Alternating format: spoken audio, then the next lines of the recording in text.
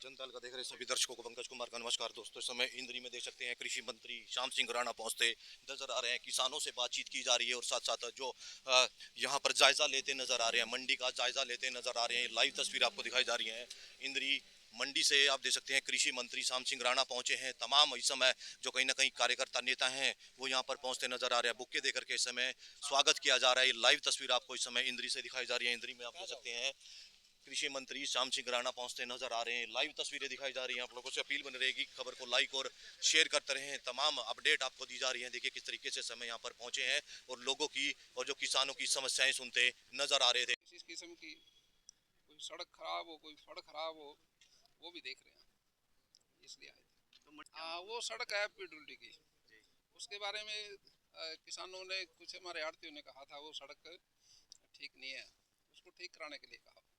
कल सही हो जाएगी। सीजन तो चलेगा महीना, लेकिन सड़क तो जल्दी ठीक हो जाएगी। शंभू बॉर्डर पे जो किसान धरने पर बैठे थे, अब बॉर्डर को पूरी तरह से साफ कर वो तो चलो ठीक हो गया, रास्ता खुल गया, लोगों को परेशानी थी। पंजाब के थे किसान, वो पंजाब की में ही बैठे थे और पंजाब सरकार से हम पहले भी अनुरोध कर रहे थे, इनकी बात सुन के इनको फारग करो।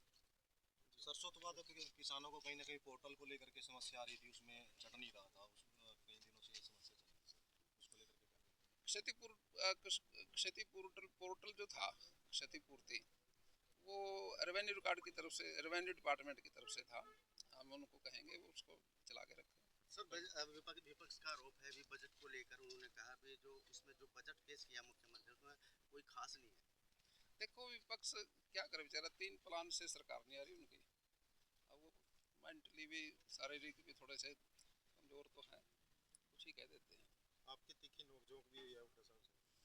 वो तो देखिए, हुड्डा साहब हमारे सम्मानित हैं, पूर्व मुख्यमंत्री हैं, हमारे से सीनियर है। विधानसभा में तो कुछ बोलना पड़ता है ना, वो एक अलग परंपरा है। तो इंस्पेक्टर भर्ती को लेकर भी विवाद खड़ा हो गया था। उस पे विवाद 2008 की बात है। वो जो जिस तरह से उन्होंने अपनाई, सिस्टम अपनाया, उसमें खामियां थी। तो कोर्ट ने भी कहा उनको, वो खामियां की वजह से ही तो कोर्ट में गए। और जो रिटर्न टेस्ट में फर्स्ट आया था वो बच्चा भी नहीं लग पाया, खामी तो थी। इसलिए कोर्ट ने भी जो फैसला दिया उस पर तो कोई टिप्पणी नहीं करता कोई, लेकिन सरकार की जो खामियां थी उन पे चर्चा हुई। तो किसानों ने कल मुख्यमंत्री का घेराव किया है आवास का, वो क्षेत्र में। देखिए, किसान यूनियन अपनी बात को लेके, किसान यूनियन तो करेगी, सरकार अपना काम करेगी।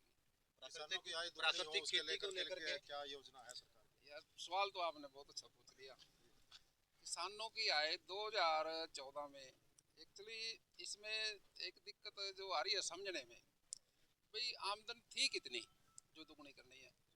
अभी तो जो कहने वाला भी है उसको भी नहीं पता भाई 2000 में कितनी आमदन थी, उसी को तो दुगना करना था। लेकिन आप इस चीज़ की, मैं खेती करता हूँ बचपन से, मेरे को 2014 का भी पता, 2004 का भी पता, 2024 का भी पता।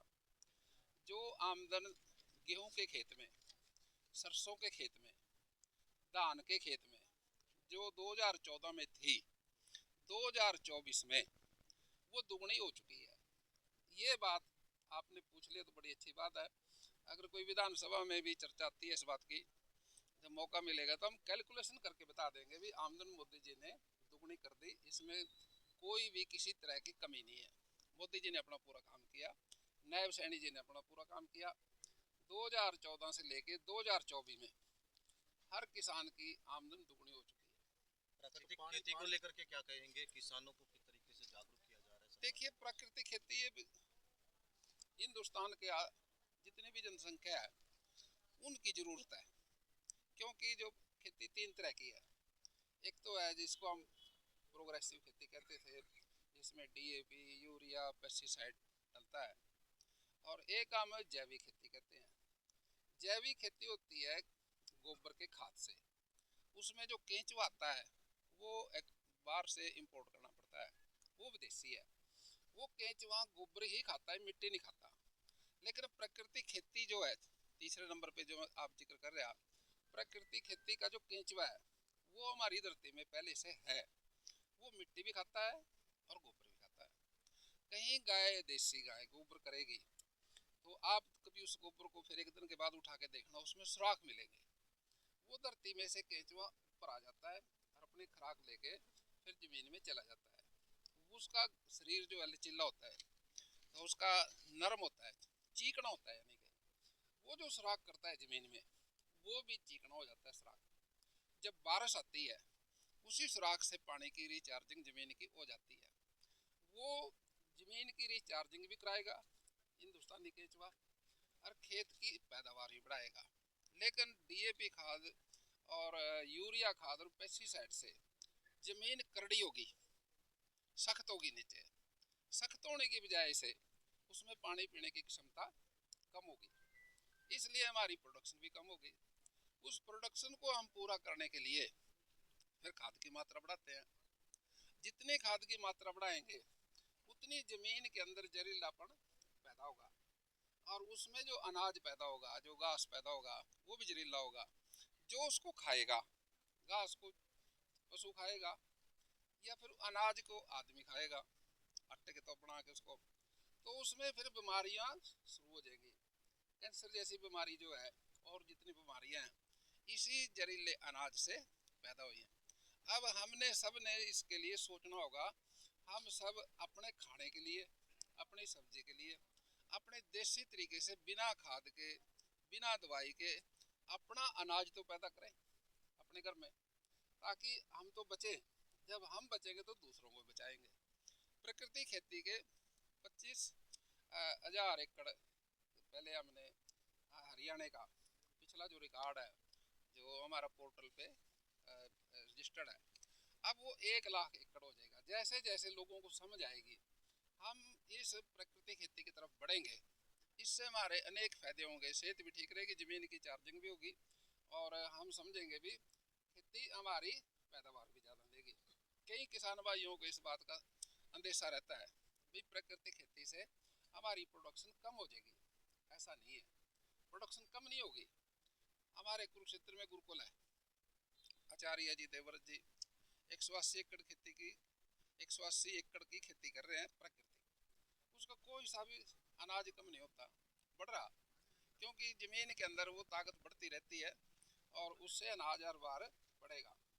मेरा तो किसान भाइयों से ये अनुरोध है, एक तो पराली ना जलाएं, एक खेत की वेस्टेज जो है उसको जलाएं ना, उसको खेत में खपाएं और खेत में खपाने से उसकी पैदावार बढ़ेगी।